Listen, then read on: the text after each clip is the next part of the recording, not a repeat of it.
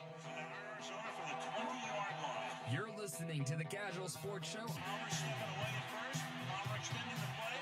Crosses the field. Barry Fitzgerald. Fitzgerald is going to take it into Green Bay territory. The show exclusively known as the voice of the Arizona Cardinals fan club, the Bird Gang. Fitzgerald inside the 30, the 20. It's insane. Now with your host, Earl Burnett, a.k.a. Casual E. Bird Gang on 3. 1, 2, 3. Bird Gang. Here I go again on my own. And here I go again on my own. And here I go again on my own. Welcome into the Casual House, Bird Gang Suns Nation. It is a hump day, and we are the Kazual Sportz Show right here on throughout the week, every night from 8 p.m. to 9 p.m. I give you my perspective of what's going on in the world of Arizona sports. Your host, Earl Burnett, a.k.a. Casual E. And you want to like or be a part of this show, we are live on Facebook Live. Also, we do YouTube page, Instagram, and Twitter, of course. All have the same tag, Kazual Sportz, K-A-Z-U-A-L, and a Z is at the end of the word sports. Please go ahead to the website at www.ksrnaz.com and download the mobile apps for Android and iOS on your mobile phone. And you can get these shows live right there on your mobile phone, as well as any other of the wonderful shows we have on the KSRN network. Also, this show is brought to you by our good folks over at CASA, court-appointed special advocates. Change a child's story, and they are doing the best they can in this valley to change a lot of kids' story that are in the foster system and in the court system that need representatives in the court system, can change their lives and give them a home, a good home that can give them a fighting chance in this world, especially where we are today. In today's world, it's a lot of trafficking going on, sex trafficking with children. A lot of parents have given up on their children, so we need a lot of volunteers to come out and be a volunteer to save some of these children. We are also sponsored by Customer First Solutions. Customer First Solutions, you as the customer don't only come first, but your home is priority as well. Customer First Solutions is the one-stop spot for all your home care needs, painting, electrical, repairs, anything of that nature that is repairing your home. Customer First Solutions is your one-stop spot. Give them a call at 480-877-0255, 480-877-0255, and you can communicate with them via text and give them pictures of the job that you have and that you want done, and they can give you a quote. And then, of course, through this COVID-19 thing, they're going to be communicating you via Twix and via text. Man, I'm telling you, mouth is twisted all up. They're going to be communicating with you via text, and all communication until the day of the job. You would get that because of COVID-19, of course. Customer First Solutions, their motto is the customer is always first. And so after that, it's another lovely night in sports and other things that we can talk about. And I am, man, these weeks are going by already fast. It's already midweek. It seems like it just started. When the football season comes back, these weeks start to fly a little bit faster for us that are doing the sports thing, because, of course, you got this Sunday night game. By the time you get to Monday night games, you're reporting that, and then Tuesday goes by, we got the NBA games going by, and then the next night is already Hump Day, and then, of course, the rest of the week, we have the Neutral Zone starting, coming back, on Thursday nights, and then the Friday nights, and so the weeks are going by really fast, and sports is going by really fast as well. So I'm going to get into a couple of our Bird Gang announcements before we get into the world of sports.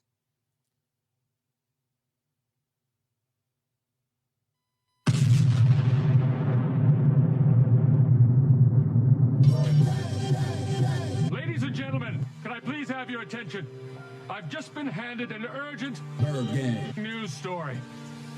And I need all of you to stop what you're doing and listen, and listen, and listen.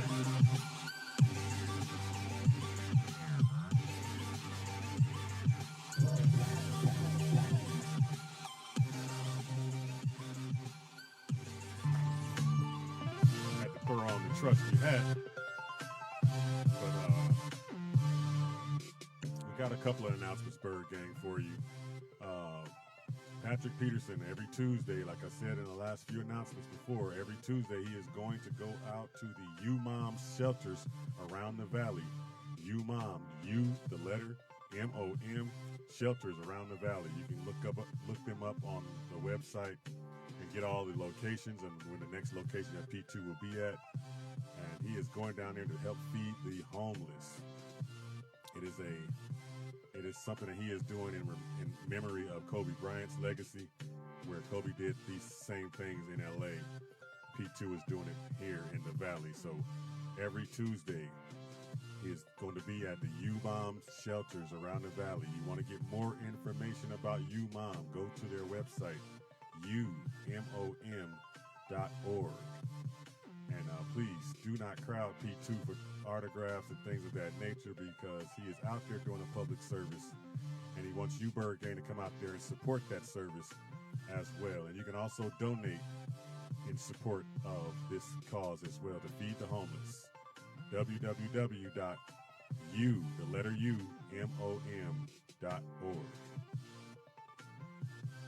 Also, my man from the Phoenix Suns podcast, my partner in that podcast, Stephen Hunter. He has a club. His camp is going down, of course, right now, and he is the Hunters Elite Club basketball camp. Hunters Elite Club basketball camp.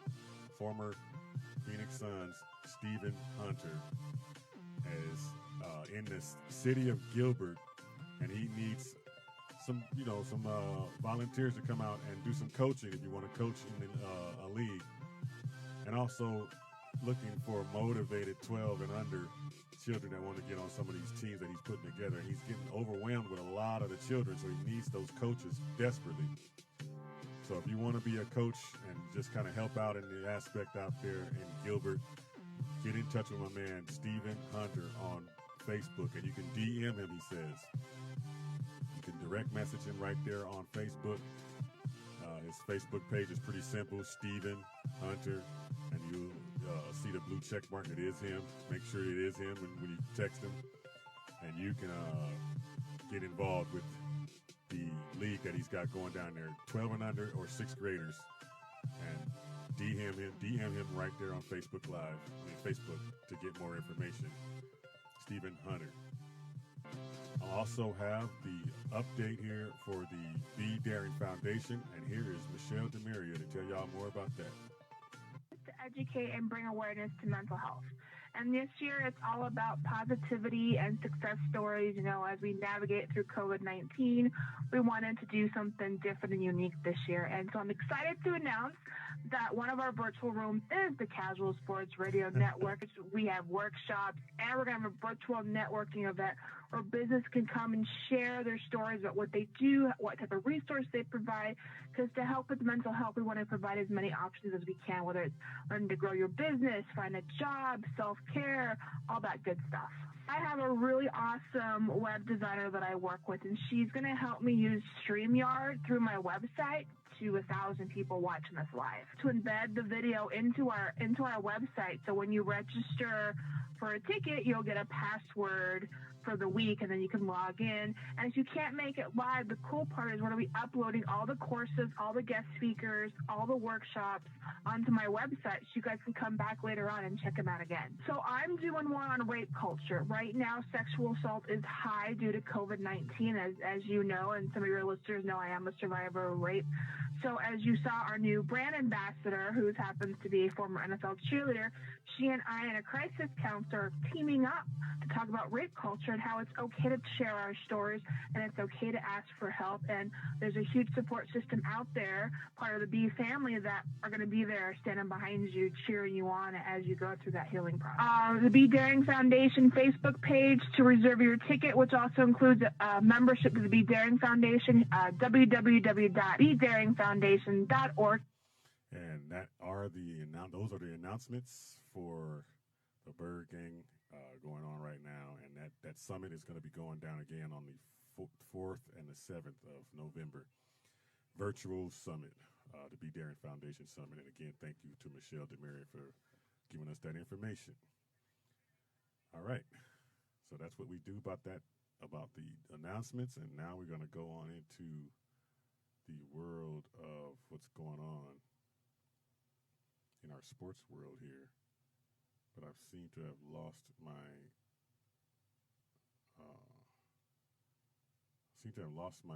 the tab to it here.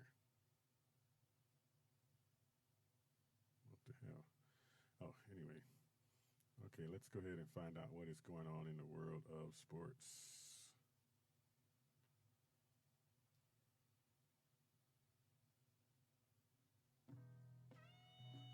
Well, we can talk about a lot of things going down right now, but tonight, of course, it's going to be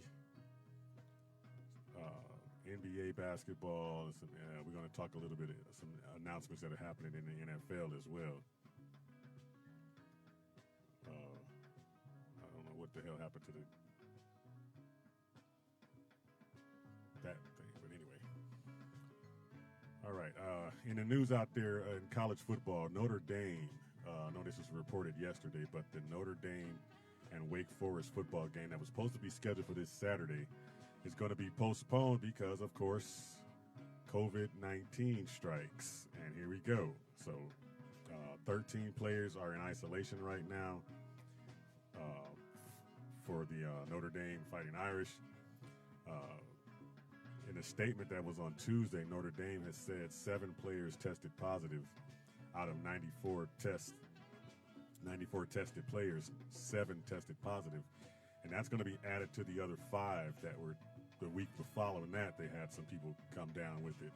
So totaling about 13 players are in isolation, with 10 being quarantined right now. And Notre Dame has paused, of course, that game, and they are working with Wake Forest to try to find out a better time to reschedule that game, or to have it played somewhere down the line. Last week, Notre Dame played South Florida and beat them 52-0.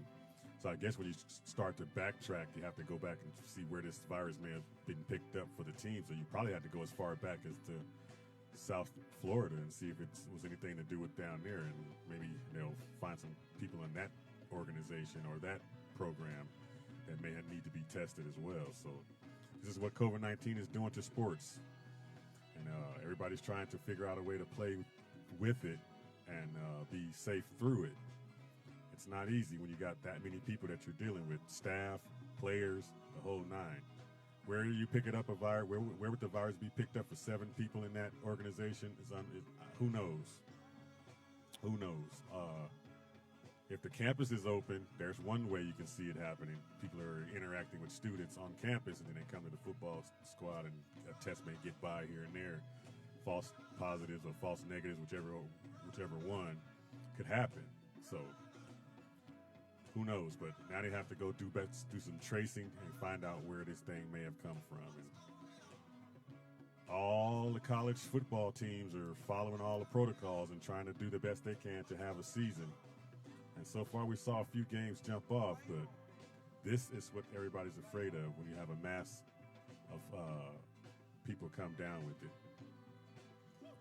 13 in a full football team is not too bad, but still, if it's 13 people, it's coming from somewhere where a few people at the same time contracted it. So where they have to go back and figure out where that came from.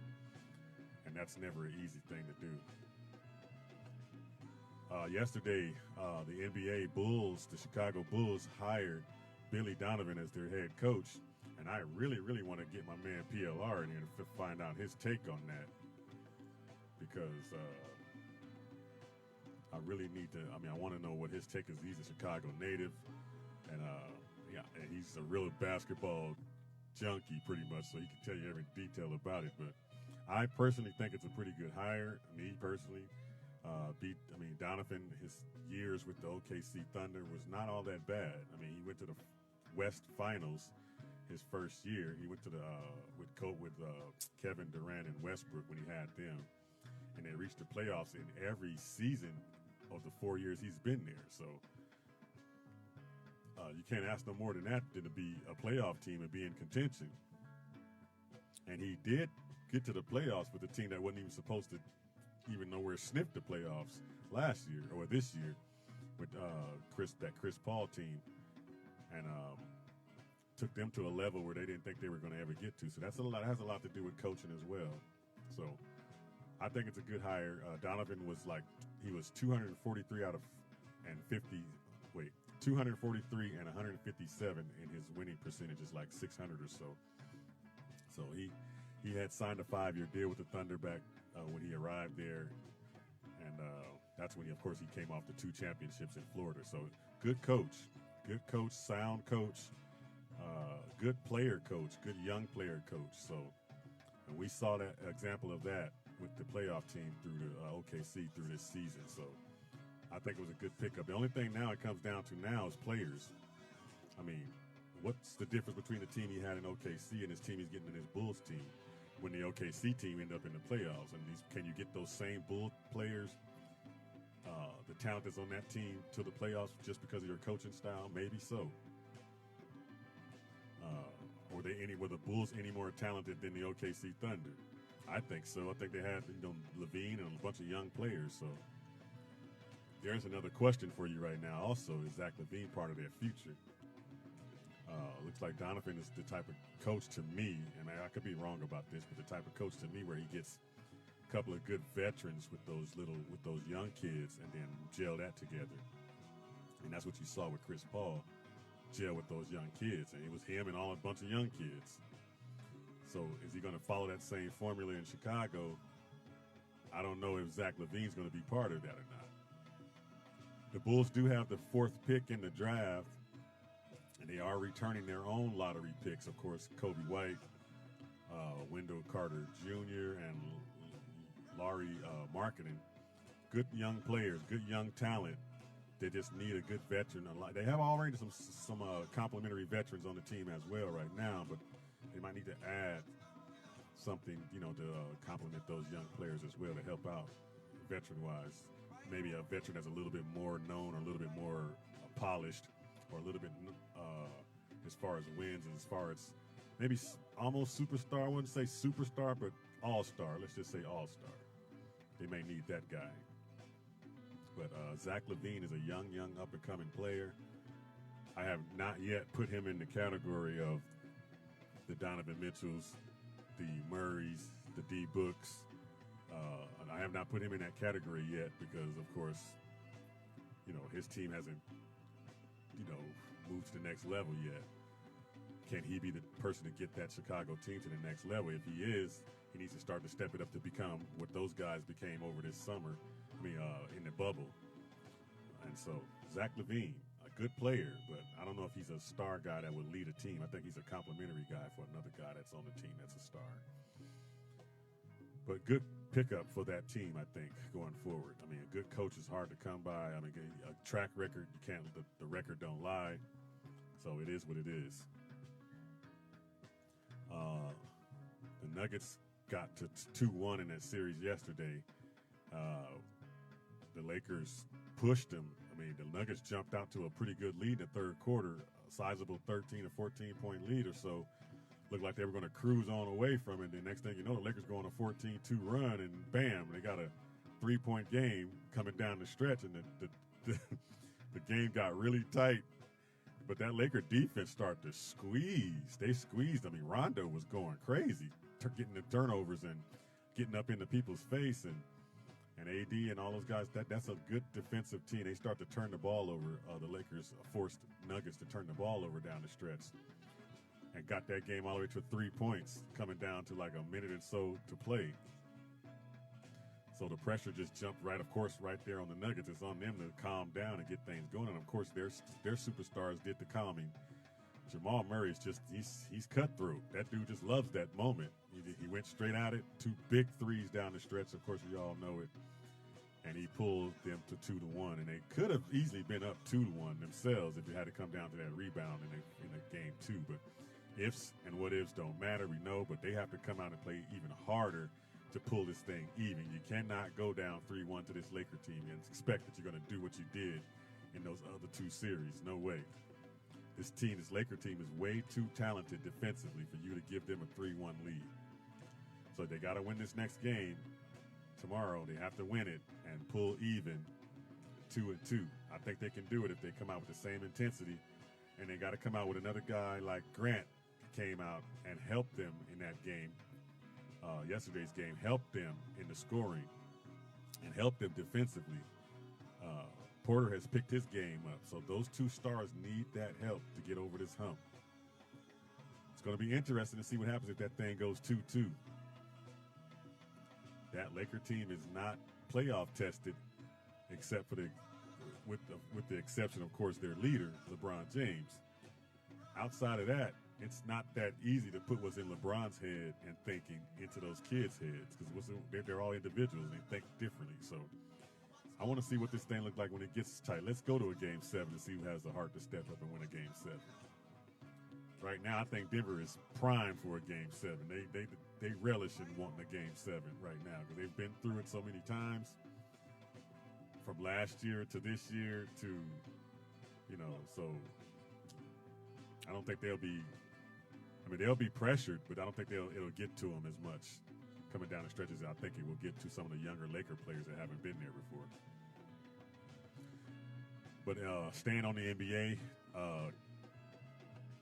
Commissioner Adam Silver has come out and also said that deadline where he was pushing to try to get the season to begin again in December 1st, he's going to have to hold that back a little longer, too. He thinks that this season's going to have to actually jump off in 2021 sometime. So what is the reason for holding it back so much? I mean, they don't want to do another bubble season. That's pretty much what it comes down to. Even though this bubble has helped and has not allowed anyone to pick up this virus, they went through it pretty clean. But the commissioner sees that they have to find a way to get that revenue back from fans, and they want to try to get the fans in the stands. They want to try to have a regular season to get back to some form of normal so they can start making the revenue back from the NBA. But the commissioner's watching the current sports that are going on with the MLB and, of course, the NFL as they go in the college football, all these. They're watching all those things to see if those leagues are doing it normal, as normal as they can. So the NBA is going to probably try to have a normal season. They want to do an 82-game season. They don't want to cut anything short. Adam Silver says they want to be straight, full season, 82 games. And if it's starting in 2021, so let's say January or February, then it's going to probably end up ending right about where this one's going to end at. This year they're going to be crowning the champ. It's September 22nd. Finals haven't jumped off yet. It's got a couple of games left in the West, so you're talking about 2 weeks. It could end up October 15th or somewhere around there that the finals will be over with.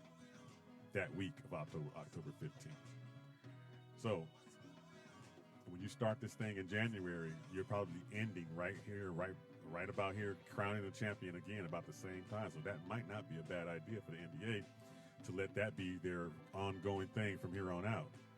How does that benefit them? I don't know. Maybe it benefits them as far as the revenue goes and fans watching, and the NFL, of course, at that point in time is going on at the same time. So it's going to be tough to see how that's going to work out. You're going to just go up there and go up against the NFL.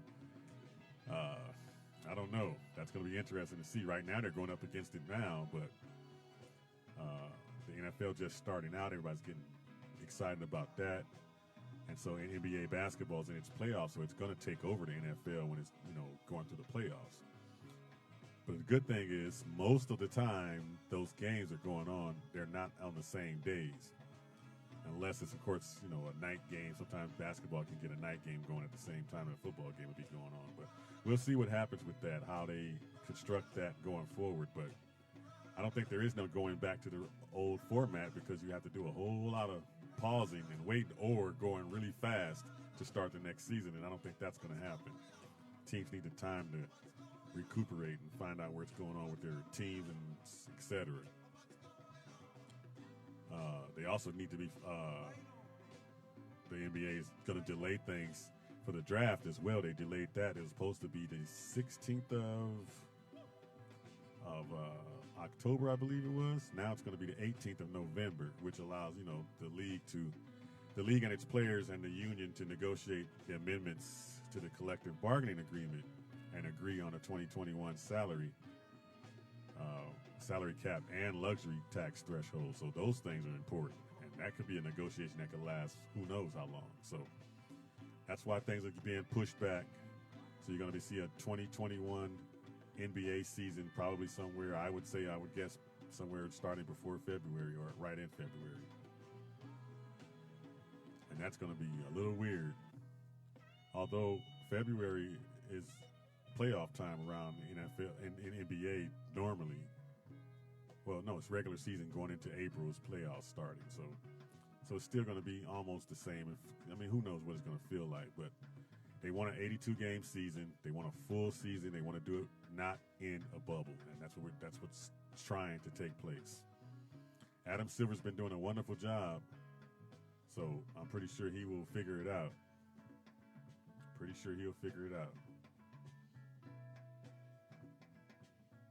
Also, a story that's kind of interesting to me, Vanessa Bryant, the widow of Kobe Bryant, is suing L.A. County Sheriff's Office, claiming that they are sharing unauthorized photos of the crash site and the victims in that crash, including her husband, of course, and their daughter, and the other victims in that crash. And the reports start to surface that their graphic photos of the victims being shared by the sheriff's office. The deputies that took the pictures on site are sharing the pictures.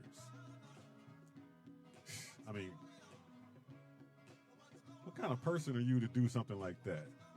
First of all, you're doing a service for the community as an officer, and when you take those pictures, they're supposed to be for investigation purposes only, not for you to go sharing them to somebody. Vanessa Bryant is really ticked off, and very well she should be. She is shocked and devastated by the reports, and the lawsuit is basically just to give them accountability, to let them be accountable for being so negligent, for being so careless. Not that Vanessa Bryant needs the money suing somebody. No, she wants to do this because you can't go around doing things like that and capitalizing off of somebody else's misfortune. That's horrible.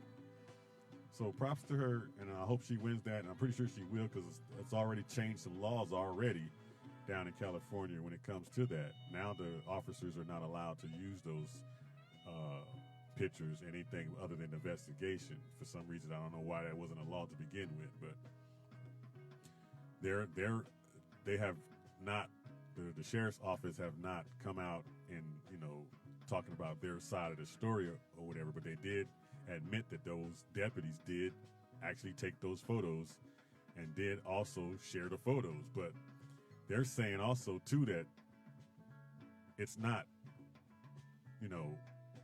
policy for them to share photos from a crime scene, but it's different if it's not a crime. This is an accident scene. Anybody can come take pictures of an accident scene. So I get it, but then why would you, as a human being, want to just take pictures of photos to capitalize off it? Because once them photos hit TMZ or somebody like that, them things gonna be all over the internet, and she ain't gonna never get them pictures to stop. And she don't want to be having her kids looking online and see pictures of her mangled bodies of their husband. And I mean that's a sick person to be thinking that way, to me. Why are you trying to capitalize? What's the purpose? What is your motive for sharing those photos other than you capitalizing off of it? I hope she wins that. I hope I'm pretty sure she will win that case in in the courtroom with 12 jurors for sure. Also, in the NFL news, some jump to NFL. Justin Herbert, the quarterback for the LA Chargers, had a good outing, 22 of 33, 311, touchdown and 1 pick as a rookie coming in unexpected with no practice. Showed out pretty good. So now you would start to think, if you get a practice under this kid's belt and give him the first 10 reps, what would he look like? But Anthony Lynn was asked, of course, who his quarterback's going to be. And, of course, he shut that stuff down really fast and said that, of course, if Tyrod is healthy, Tyrod will be his quarterback. And there's a report that says that he was released from the hospital. He's fine. So, of course, he will be back in the starting lineup for the LA Chargers. But when do you put the rookie in? Because now I was on record of saying I didn't think he was going to touch the field this year because of Tyrod. And that's because Tyrod does not turn the ball over. The rookie probably will still be accessible to turning the ball over because he is a rookie. He'll do things that's going to cause turnovers and cause a team to go in the opposite direction. But at the same time, he hung with the champs on offense, slinging the ball, which is something that Tyrod Taylor does not do, getting the ball downfield. But Herbert got the ball downfield. So as a coach, I guess Lynn is probably going to feel this thing out where they are as a team as far as are they going to be in contention or if they're not going to be in contention. Because if you're going to get to contention and you're going to stay in games and win games ugly and win it by field goals at the end, then Tyrod Taylor's going to be your guy, and he's going to probably be there the whole season. But if that thing gets out of control and teams start to overtake you and you lose 5, 6, or 7 games here and there, then you can kind of start leaning on trying to let's get the rookie up to speed and get him ready for next year, and then Tyrod will be pretty much out. But I think they'll hang on to see how much they're going to be in contention before they start putting the rookie out there. He got forced out there, which is what I said earlier in the year or before the year started. I didn't think he would see the field unless there was an injury or COVID-19. Put Tyrod Taylor out. And so it was an injury this time, and it happened in week 2. And the kid showed out. I got to give him that. He came in and did an awesome job under those circumstances.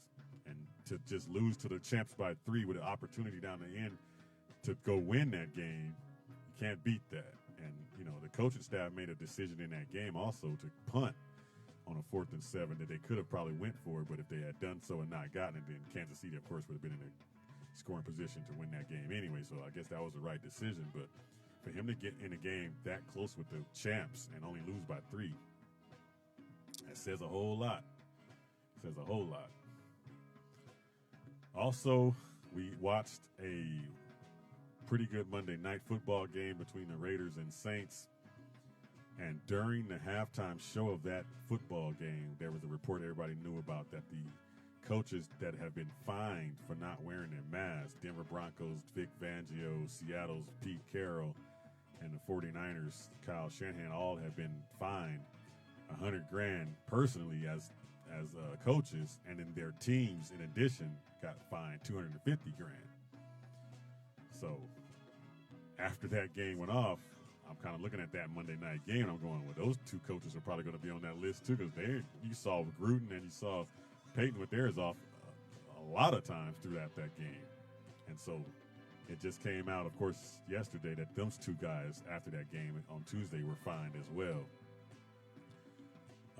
Sean Payton and John Gruden both were fined $100,000, and their teams, of course, respectively, $250,000 as well. So those 2 coaches probably should know better. I mean, I know you get heated in a game, you're not really paying attention, and you get heated and things get going, and you don't really pay attention to what's going on.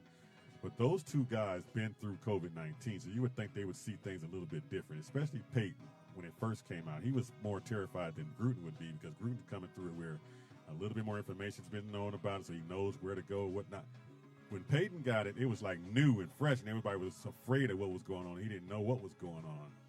And so you would think that he would be more vigilant and more responsible when it comes to that. And so I'm pretty sure he'll come out later and say that. I'm pretty sure he already has apologized, and at the same time knowing that he has to be better at that. Pete Carroll was really, really vocal about it. I mean, he's come out straight out and just said he screwed up, you know. and that's what you want to hear because that's what happened. We all do screw up. But props to Pete Carroll for coming out publicly saying it. He said also, too, that he was being reminded the whole night. His assistant coach, his running backs coach, Chad Morton, was telling him all night, put your mask up. And Pete kept on, yeah. And he kept chewing that gum, and that thing kept coming back down. He kept leaving it back down. And, you know, when Pete gets involved in the game, all he can see is that football game. So, but props to him for coming out and admitting that. He said he even changed his mask at halftime, trying to work with one that worked better and just kind of lost track of what was going on with it. He said, sometimes we all screw up, and he said, I apologize, I screwed up. I could be better at that, and I will be better at that. So props to him for coming out and acknowledging that. And I'm pretty sure all those coaches are going to do the same thing. There is no excuse. There is no excuse that would give you an out for that. The whole thing is coming down to trying to be safe. And so, and now the questions are starting to go around with that, too, for all those coaches that got fined or – you caught them on game day doing that. Are they doing that in the facilities on practice days too? Some of those coaches said, no, we keep the mask on all through practice. Well, how do we know that? If you do the same thing, you get intense in practice just as much as in the game, or maybe not the same, but let's just hope that they are following all those protocols and nobody comes down with this thing throughout this season again. So props to those coaches, for especially Carroll, for coming out publicly, though, saying it. The Denver Broncos. Denver Broncos, of course, you know, Drew Lock went down week 2 with the injury to the shoulder joint. And they went out and signed Blake Bortles to a 1-year deal, and he is going to be the number 3 quarterback. No Kaepernick. Interesting to me that some of these quarterbacks went down, even the 49ers losing Garoppolo, but I think he'll be back this week. But he'll play hurt, of course, but he'll be back. But a lot of these injuries that are going down, if the quarterbacks are involved in it, Kaepernick should be getting a look at, right? I mean, really? He should, right? Why would the Denver Broncos not give him a look? Why would the Broncos not give him a look to come in there to eventually take over that team if Locke is going to be out for an extended amount of time? I tell you why. They don't want the publicity. They don't want the public storm that's going to come with Kaepernick entering the league again, because it's going to happen for one of these teams. If it happens, hopefully, I mean, it should happen. Well, let's just say it should happen for one of these teams, but hopefully, we'll see. But I thought he should get a shot. I really did. I really thought he should have got a shot, at least for a tryout, see where he is. And where we are in today's world, in the society where we are today with all this movement and stuff going on, you don't want to just react just to that to do it. Let's react to do it because it's the right thing to do, and he's a quarterback that's capable of holding down that job. Give him his due. I mean, that's all you can say for that. I'm not going to go into all of that because it's frustrating to go into that when you know there's a quarterback out there that can definitely do the job and he keeps getting overlooked because of some other issue that you don't want to deal with as an organization. But you have a right to do that. You do, but where are we today? Is it any change really going down? I'm going to take a break here. We're going to come back. A lot was going down in the world of sports, but I want to go over some more of that Cardinal game and a little bit peek of looking at the Detroit game coming up. You're listening to the Kazual Sportz Show right here on KSRN. I'm Earl Burnett, a.k.a. Kazual E. Stick around, Cardinal Birds game. We'll talk Cardinals. We'll be right back.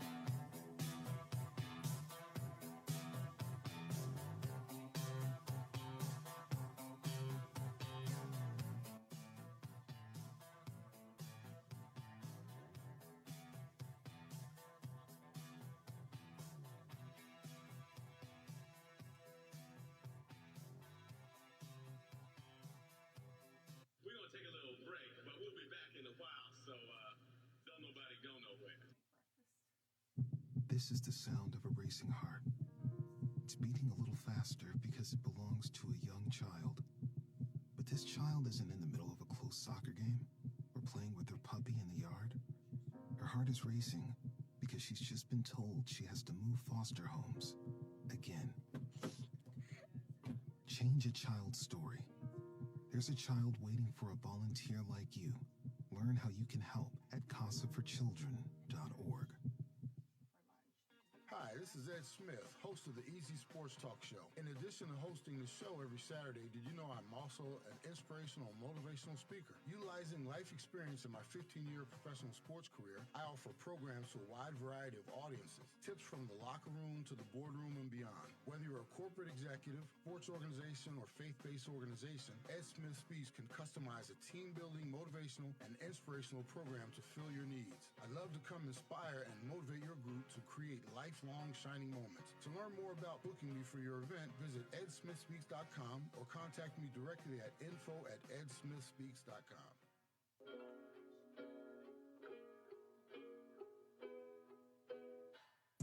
This is Cliff Kingsbury, and you're listening to the second best sounding voice in the Valley, Casual E, on the Casual Sports Show here on KSRN, Arizona.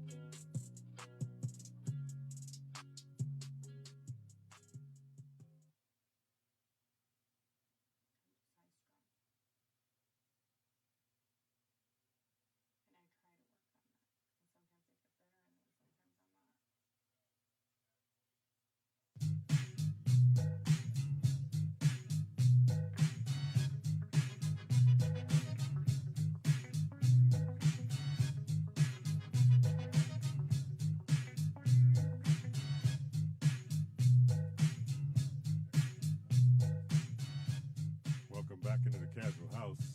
Bird Gang, Sons Nation, all you fans out there. It's the Casual Sports Show right here on KSRN, the hottest internet radio station on the web, bar none. I want to get back into that Cardinal game in a second. Wanted to go back a little quick to that. No, actually, I'm going to go ahead and go into the Cardinals game. I want to look at a few things that I didn't look at yesterday on Monday with Sean.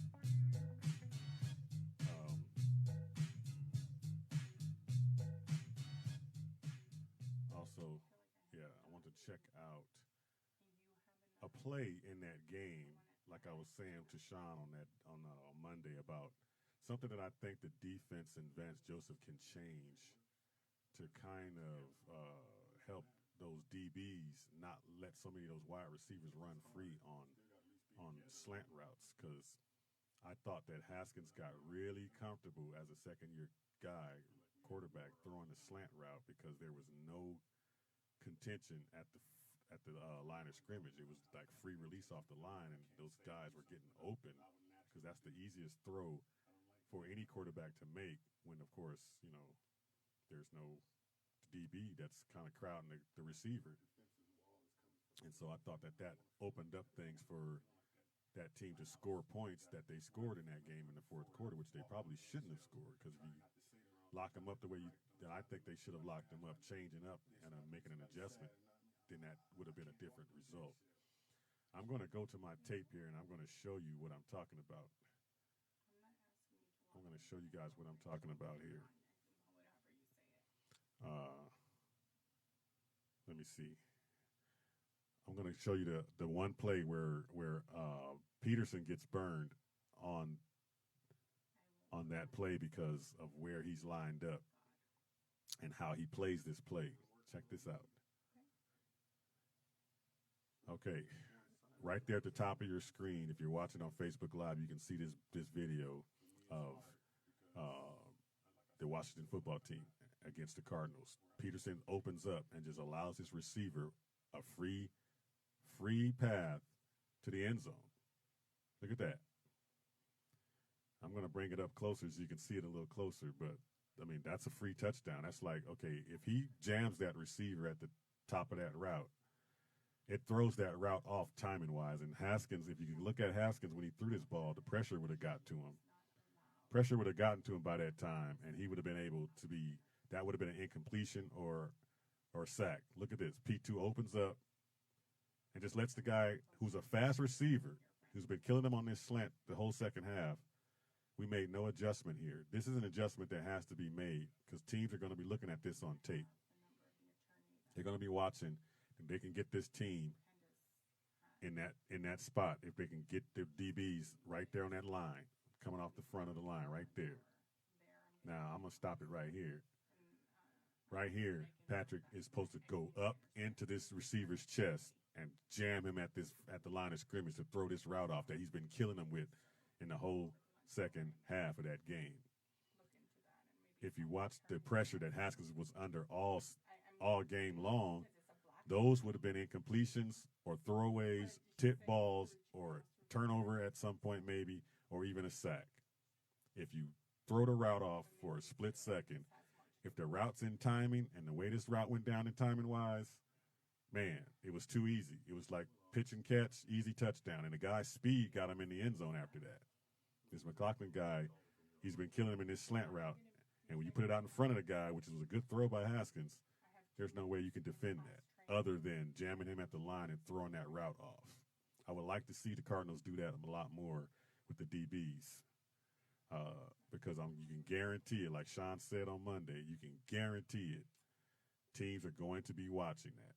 They are going to be watching it. Oh, I didn't even put it up on the screen. You couldn't even see it. My bad. But they're going to be watching it. But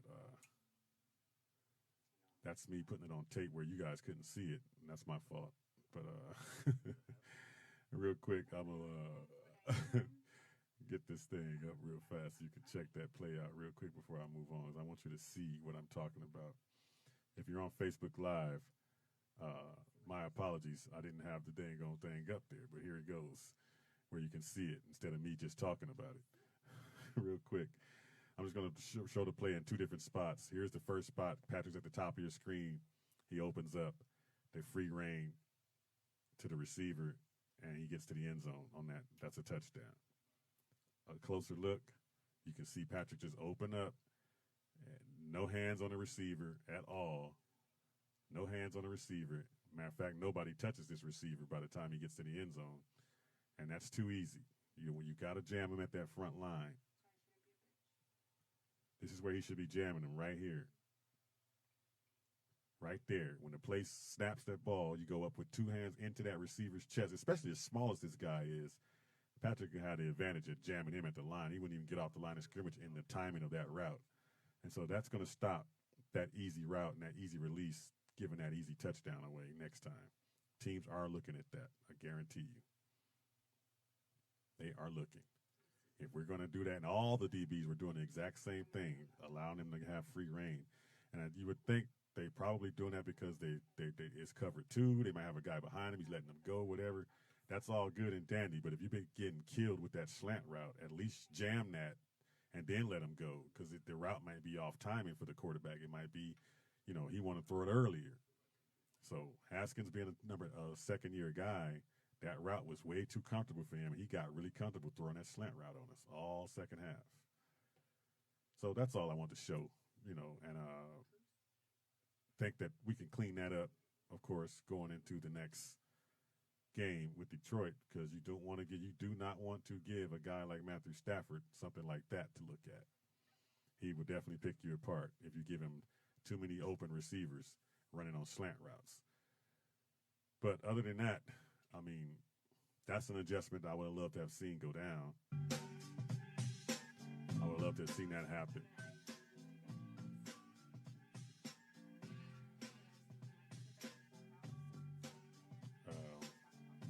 I found out also, too, thanks to an inside guy that does all the inside stuff for the Cardinals, the big dog down there, Mike Jarecki, does a lot of digging, and sometimes when I try to go do some digging, I'm going to go do this, I'm looking. He already done. I'm like, oh, good looking out, Mike. Props to Mike Jarecki, always on top of all the stats and everything. So I'm that type of guy that does my homework. I want to go and dig myself, but when somebody already did it for you, I guess I could go back and double check it. But Mike is pretty accurate. So, and he puts those facts out there 100%, in my opinion. I don't think he's going to throw anything out there where he didn't research it. But Sean and I were going to go back and find out how many snaps that Isaiah Simmons got in this game, and he had 7 snaps. He made 1 tackle, 7 snaps. So this is where you got to do with this kid. You gotta give him that time to develop, because he did not have, and I know this is a broken record. He did not have the off season that a normal rookie would have in the off season. And That can't not be overlooked. So let's stop with all the people, if you're out there doing it, that he's a bust or he was a bad pickup. And I mean, come on, let's lay that to rest. That doesn't make any sense for you to even think that way. All these players, even veteran players, are still getting acclimated to playing this type of season for the first time. And you saw that as an example on week 2 when all those injuries went down. A lot of these guys not even in shape for this season. And I cringe when our guys get the ball. I mean, I see Hop when he gets the ball, he loves to turn it back inside. I'm like, oh, and you start cringing because somebody come from that blind side and bam, you don't want that to happen to your star players. So I'm like, get down, like Cliff was talking about with Kyler. Get down. He can't celebrate when Kyler runs because he's always screaming, get down. But Kyler, thank goodness he's a quarterback that knows how to get down. But, Simmons had 7 snaps, and that will gradually get, better and better as he starts to get better. I didn't think it was a good idea to just throw him in the fire right now, especially. You could have done that if you had an off-season, a regular off-season. You could throw him in that fire because it's like, hey, look, you should know this by now. You start picking this thing up a little bit more, and you get it, and you can learn it faster. But just to be thrown out there with no preseason, the speed of the game, the whole thing that's like, not realistic thinking that he was going to come in there and be the star guy you want him to be in the game 1 with all those obstacles ahead of him. But I know he will be a good player, that's for sure. I would say mid-season or so, you gradually start getting more and more snaps. But as well as Devondre Campbell has been playing, he's definitely going to be a backup the rest of this season. Because if that guy's been playing as well as he's been playing and continues to do that, you can't imagine Simmons overtaking him unless, of course, the season ends and he's on a 1-year deal, which he is, and Simmons just takes over regardless of how good Campbell finishes this season. But so Watson, he'll play behind him the rest of the season and learn from him, and that's what you want him to do. Eventually, you got to get him some reps. You got to get him out there. But you have to pick your times to get him out there. You don't want to put him out there in a situation that's going to cost you a game. I mean, that 49ers game could have cost us the game down the stretch. I mean, you put him in a game in a crucial situation where he misses another tackle and gave up another. He gave up 2 touchdowns. And that's not to keep picking on the kid, but it wasn't his fault. The team wanted to try to get him those reps and how speedy the game is, and they happened to put him in a situation where he wasn't ready for it. So, but you don't want to go forward continuing to do that because teams are going to be able to take advantage of that. So you have to pick your spots. You have to pick your spots if you've got a 10-point lead, 17-point lead, 20-0 lead. Those are good times to get a guy some time. So, I mean, Cardinals are doing a good job. I'm pretty sure Vance Joseph will figure out that and when to play him. But don't think at all that it's anything about him being a bad pick or a bust, because that's far from the truth. This kid's going to be dynamic. I guarantee it. Kyler Murray, of course, had some things to say about what they left out on the field. He said earlier, after that game, that they left a lot of plays out there on the field, and they did. And we talked about that on Monday. But he also talked about helping his defense out.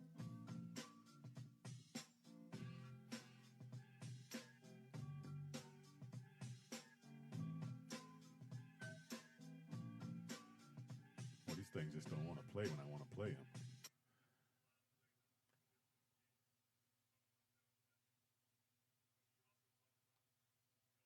A little bit better. There was a lot of drives where we stalled out, had a penalty here and there, pushed us back and put us in, negative situations where, we could have capitalized and kind of ended that game a little quicker.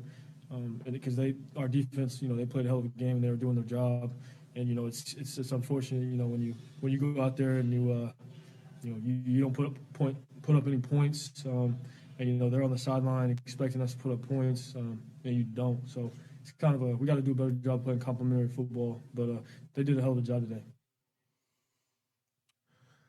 I mean, that's just a quarterback talking good for his defense. And it's true what he said. It's definitely true what he said, but I think the offense is moving the ball. I mean, they don't have that many 3 and outs. They had a couple of them, but they don't have too many 3 and outs. They're moving the ball, picking up first downs. But what's hurting them the most are penalties in pre-snap. They have to get that cleaned up, and that's all still part of having no preseason and no workouts and all those things. Let's just be honest. That's what it comes from. But when they clean that up, I think this offense is not what everybody thinks it is as far as people thinking it's that air raid where, it's a quick 3 and out, and the defense is going to be on the field more than they should be. No, this Cliff Kingsbury offense has been a lot of 12 personnel, a lot of 10, and of course 11 personnel, and they're allowing those tight ends to come in and the running backs to be part of this offense. It's not just wide receivers running around trying to get open and get the ball downfield. We have a power running game to rest on if things not going right, and that's why I was saying last week I would love to see Cliff incorporate the running game early instead of trying to get those passing games early and get Drake going early so Drake can be in a rhythm and a flow. But they're doing that. They're doing a good job of doing that throughout the game. So I don't think it's this air raid that's going to have the defense coming in and out of the game off 3 and outs. It's just going to be an offense. Sometimes the 3 and outs happen, of course, when you just don't execute, or you get a penalty that takes you back 5 or 10 yards, or so that's how that happens. Clean up the penalties and all of that stuff is to be done with. Kyler's done a better job of knowing when to take a sack and when not to. But the when not to's, he's still losing yards, which is not that big of a deal. It's 1 yard here, 2 yards there, but it still counts as a sack when it doesn't have to be. Throw that ball away and stop letting these teams get free sacks on you that they didn't even earn. I mean, they earned it to get you to run out there to get down, but at least throw it away so you don't have to give up that yardage. But, I mean, that's just little technical, little nitpicky things that you can look at. But next week's game, I'm going to go into detail before the neutral zone, of course, tomorrow. We're going to see a lot more detail of that during that show when we do our picks for it. But this has got to be another Cardinal win for sure. I mean, the oldest team of beaten. They beat you the year before last year, and then they tied you the year last year when you had Murray for the first time. And now it's time for you to go ahead and take them out and give them a loss and do it in good fashion. That Detroit team finds a way to implode in games just like the Falcons do. If you can get pressure on Stafford and make him uncomfortable, he'll throw that ball to you every time. So their running game is not as potent as they want it to be. We have to stop the run. That's another thing that we didn't do a good job in this game. We did not we did not stop the run well. The Washington football team averaged 5 yards a carry. And you don't want to be averaging 5 yards a carry because a team will just make you eat that football, and then that takes your offense out of its rhythm and off the field for a long period of time. So you got to stop the run. I don't know if we're having issues with stopping the run with scheme where guys are doing their, when you have to stunt or things of that nature, or are we just getting beat? I don't know. But 2 weeks in a row, we gave up 4.9 to the 49ers. And for that team, that's not bad, but, I mean, still, 4.9 is 4.9. It's almost 5 yards, and then 5.1, so we're averaging about that. So we got to shore up that defense in the middle, particularly in the middle. Corey Peters and Phillips have to shore that up in the middle.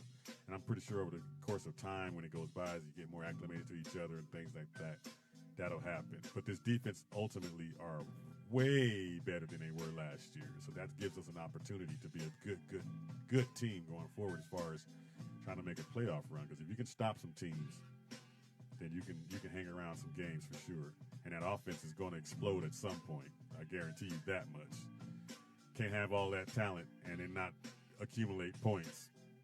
I mean, 30 points, they should have had 40-something in that game. But no ifs, no ands. It's done. It's over with. But going forward, we have to be better in the red zone. 50% is not too bad, but it all depends on who you're playing.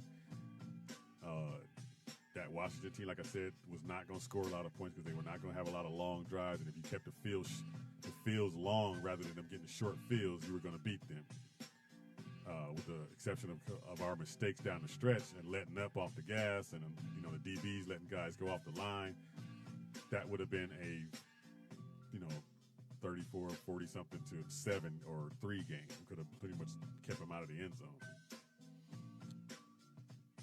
This Detroit team, if we got to stop their running game, once you stop that in the running game, Matthew Stafford becomes one-dimensional. You know all he wants to do is throw the ball downfield.